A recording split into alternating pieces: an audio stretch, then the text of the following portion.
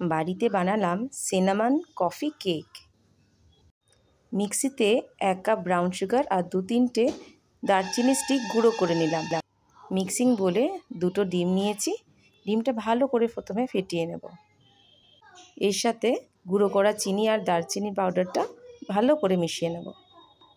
এবার মিশিয়ে নেব 100 গ্রাম বাটার।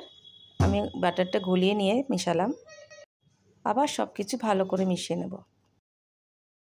1/2 কাপ দুধে 1 বড় চামচ কফি পাউডার নিয়েছি আর সেই মিশ্রণটা মিশিয়ে দিলাম।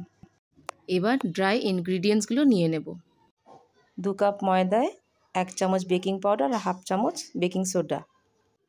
চামচ দিয়ে ময়দা আর বেকিং পাউডার ভালো করে মিশিয়ে নেব। ময়দার মিক্সচারটা এবার লিকুইড যে মিশ্রণটা তৈরি করেছিলাম তার সাথে আস্তে আস্তে মিশিয়ে নেব।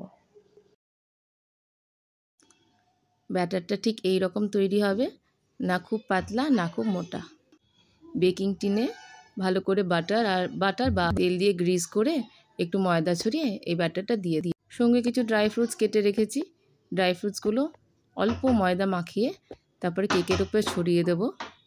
ময়দা মাখালে কি হয় যে ড্রাই ফ্রুটসগুলো পুড়ে যায় না। ওভেনে দিয়ে দিয়েছি 180 ডিগ্রিজে 30 মিনিটসের জন্য।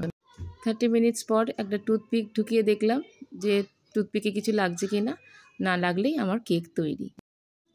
ঠান্ডা হতে কেক টিন থেকে বার করে নিয়েছি। দেখুন কি সুন্দর স্পঞ্জি হয়েছে। দারচিনি আর কফি ফ্লেভারের এই কেকটা খেতে দারুণ হয়েছিল। ভালো লাগলে বাড়িতে নিজেরাও ট্রাই করুন আর আমাকে জানান কেমন হয়েছে। ভালো লাগলে একটা লাইক করে দেবেন। Thank you.